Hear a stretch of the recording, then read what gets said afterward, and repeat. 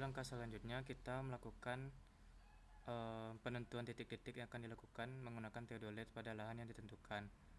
Langkahnya ialah kita tambahkan citra yang telah kita download di Google Earth, lalu kita buat folder pada di art catalog, lalu kita buat save filenya, lalu kita buat titik patok pertama.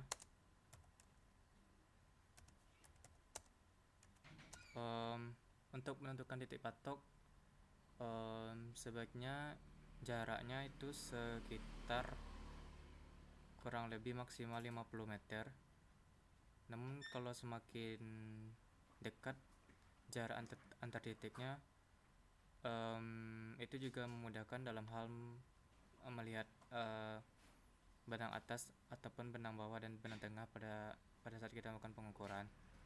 Dan juga semakin banyak titik-titik yang kita tentukan, maka semakin mudah kita dalam melakukan pengukuran. Kita atur koordinatnya menjadi WGS 984.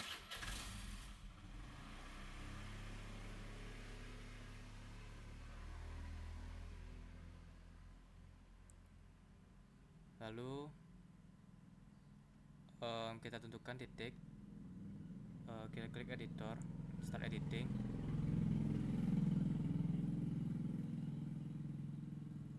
Lalu klik titik patok ini, kita tempel, kita tentukan titiknya.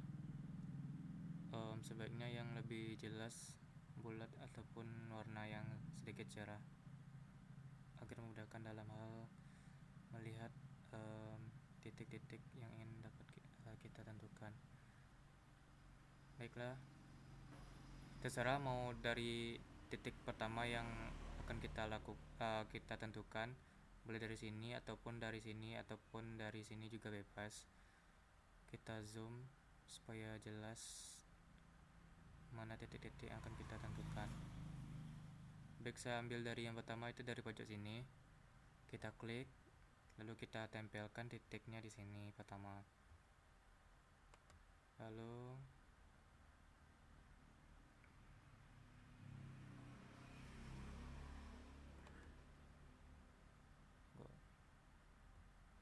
salah tadi, delete. Nah, ini titik 1. Selanjutnya kita buat titik 2, begitu seterusnya sampai berapa banyak titik yang ingin kita melakukan.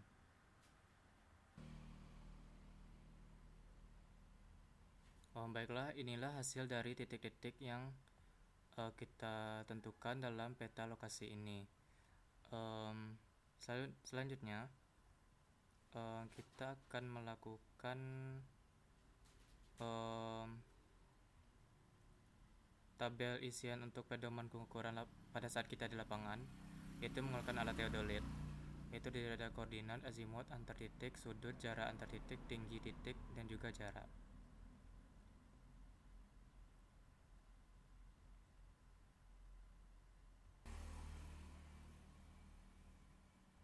Oke, selanjutnya yang nomor 3 itu buatlah tabel isian untuk pedoman pengukuran lapangan, yaitu terdiri koordinat, azimut, antar titik, sudut, jarak antar titik pengukuran, tinggi titik pengukuran, dan juga jarak antar titik pengukuran yang maksimalnya 50 meter.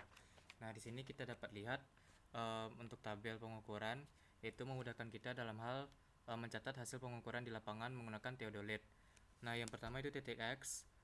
Titik X kita dapatkan pada saat kita melakukan melihat jarak ataupun pengukuran di lapangan pada antar titik, yaitu antar titik 1 ataupun titik 2. Lalu kita lihat benang atas, benang bawah, dan benang tengah pada saat kita melakukan pengukuran menggunakan theodolit. Lalu kita melakukan titik X dan titik Y nya pada saat kita melakukan pengamatan theodolit. Lalu kita buat tabelnya, itu titik X dan Y. Jangan lupa untuk mengingat berapa ataupun benang atas, benang tengah, dan benang bawah yang kita dapatkan di lapangan. Lalu titik Y, lalu kita melakukan azimut pengukuran. Itu juga hal yang terpenting dalam hal kita melakukan survei pemetaan di lapangan menggunakan theodolite. Azimut pengukuran ini kita lakukan menggunakan kompas ataupun dengan melakukan menggunakan alat theodolite itu sendiri. Lalu kita tentukan sudutnya berapa sesuai dengan peta lokasi yang telah kita tentukan. Dapat kita tentukan berapa sudutnya. Lalu jarak antar titik ini harus kita ukur, dan juga berapa jaraknya itu dapat kita lakukan menggunakan alat theodolite. Lalu tinggi titik pengukuran. Pada saat kita melakukan pengukuran, jangan lupa untuk melakukan titik pengukuran, dan juga kita melakukan pengukuran ada menggunakan poligon terbuka ataupun menggunakan poligon tertutup. Lalu untuk jarak antar titik itu jangan lupa diingat pada saat kita melakukan pengukuran agar hasil pengukuran itu komplit dan tepat, seperti itu. Demikian video ini yang dapat saya sampaikan. Bila ada kurang saya mohon maaf. Assalamualaikum warahmatullahi wabarakatuh.